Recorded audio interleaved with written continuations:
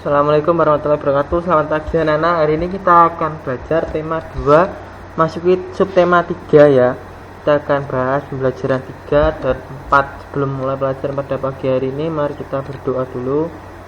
Berdoa mulai.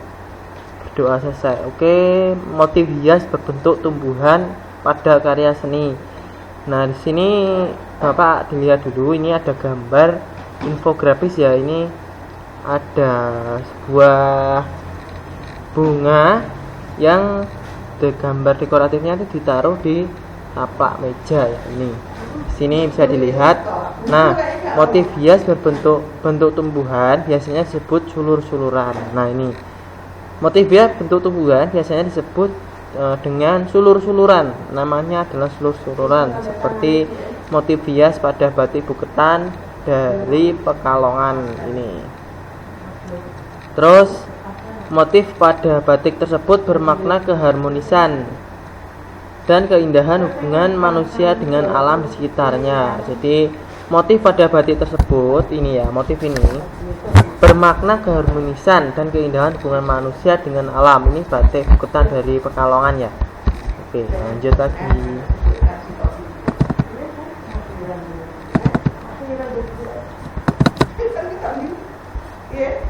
Bentar ya, gak error, bentar. Ini ada gambar daun juga. Motif hias termasuk dalam gambar dekoratif. Gambar dekoratif dibuat dengan menggunakan unsur garis, bidang, dan warna. Bagian dari tumbuhan seperti daun dapat menjadi inspirasi pembuatan gambar dekoratif. Ini ada garis-garisnya, ada yang berbentuk lingkaran, ada yang berbentuk bunga, ada yang bentuk garis miring aja, ada yang bentuk persegi panjang. Nah, ini dinamakan dengan gambar dekoratif. Ini unsur-unsurnya itu harus masuk ya, seperti garis, terus bidang dan warna. Ini ada gambar daun, tapi di dalamnya daun ini bentuknya aja beda-beda. Ada yang garis, ada bidang dan warna. Warnanya ini hijau. Terus lanjut lagi. Bagian dari tumbuhan seperti daun dapat menjadi inspirasi pembuatan gambar dekoratif.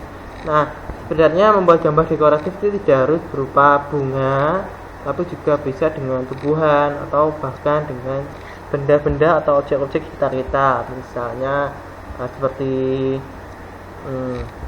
tempat atau tas nanti di dalamnya bisa digambar berupa corak-corak seperti bunga atau lain-lain. Terus misalnya kita buat gambar seperti objeknya pensil. Nah, pensil kan kecil. Nah, otomatis kita dapat menggambar di sela-selanya atau garis-garisnya pensil itu menggunakan gambar dekoratif.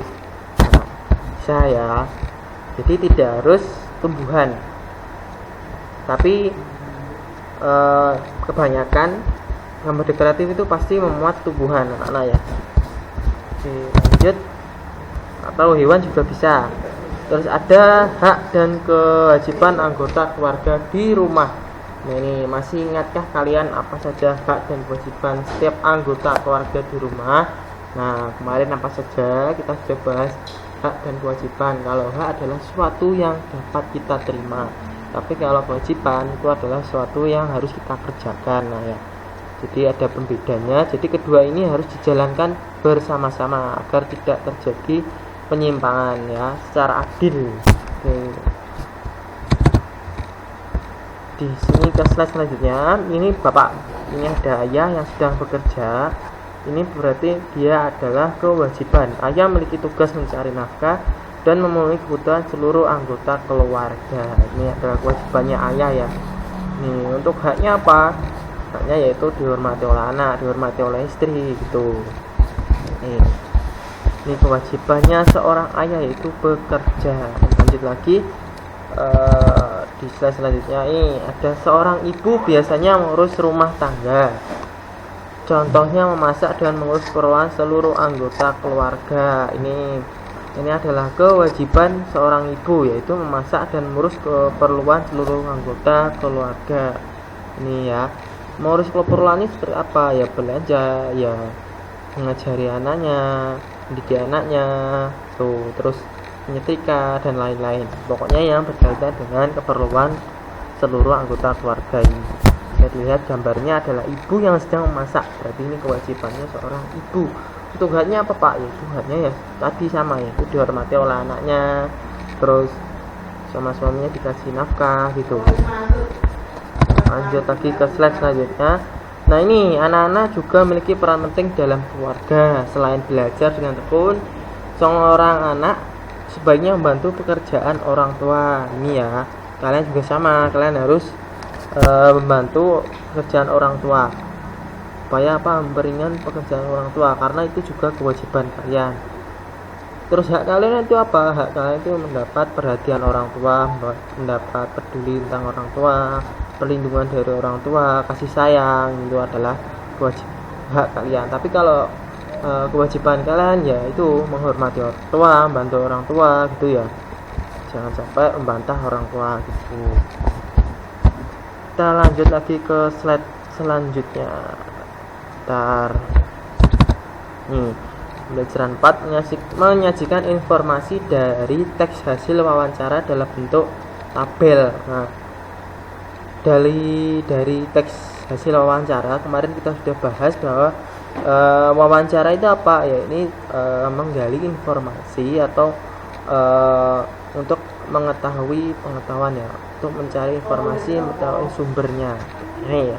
Terus wawancara itu kemarin bisa dilihat ya, sebenarnya adalah suatu pertanyaan untuk memperoleh informasi ya, seperti MC pada sinetron itu, dalam berita maksud saya ya, dalam berita itu pasti ada seorang wawancaranya. Terus narasumbernya apa ya, kemarin tergantung tema ya, kemarin ya wawancara itu dilakukan pertanyaannya kita itu harus menentukan temanya dulu, temanya tentang apa, terus baru kita melanjutkan tentang pertanyaannya.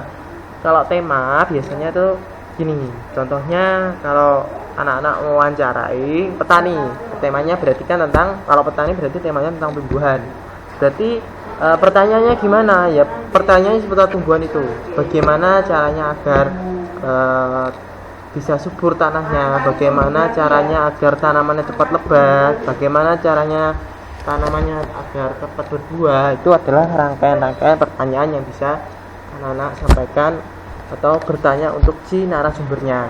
Itu kita harus memperhatikan temanya dulu, baru kita bertanya. Pertanyaan-pertanyaan dalam wawancara disusun terlebih dahulu sebelum melakukan wawancara ini juga penting anak-anak.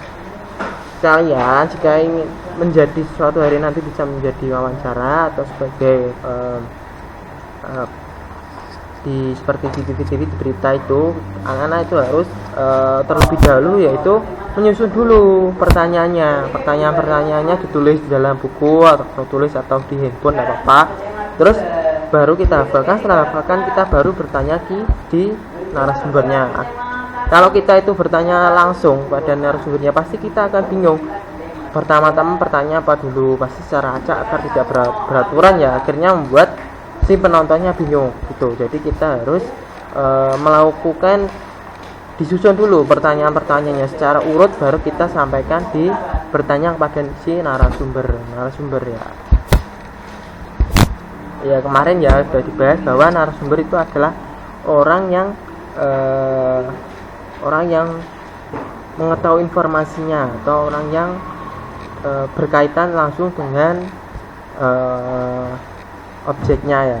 Contohnya kalau kita itu tadi, kita kan temanya tadi kan petani, berarti otomatis kan tanyanya juga si petani. Kalau anak-anak tanyanya kepada caranya menangkap ikan, berarti bertanya kepada nelayan. Itu ya, harus berkaitan juga tuh.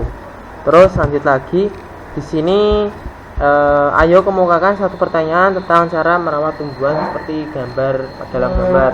Di sini ada seorang ibu dan anak yang sedang merawat tanamannya atau menyirami tanamannya. Ini ada tanamannya yang kecil, ada tanamannya yang sudah besar. Ada pembedanya juga. Jadi pertanyaannya ya, caranya merawat tumbuhan gimana? Kemukakan, itu berarti kan pendapat kalian ya. Oke. Terus bisa dilihat kemarin juga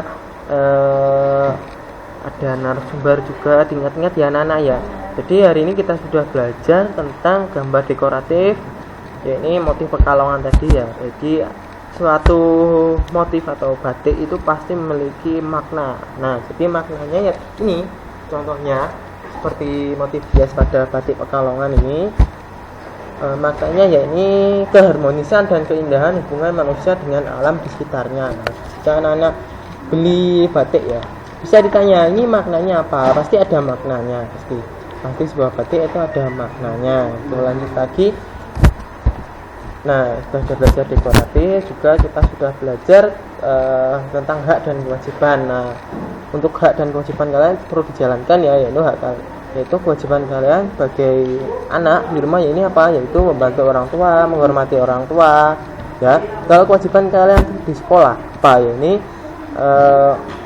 mematuhi guru, menghormati guru, belajar dan mengerjakan PR itu yang merupakan tugas dari gurunya. Oke. Pembelajaran pada pagi hari ini cukup sudah dulu. Tetap semangat belajarnya, jangan kendor, terus tetap di rumah aja, jangan kemana-mana ya, jaga kesehatan. Semoga pembelajaran pada pagi hari ini bermanfaat bagi kalian. Terima kasih. Wassalamualaikum warahmatullahi wabarakatuh.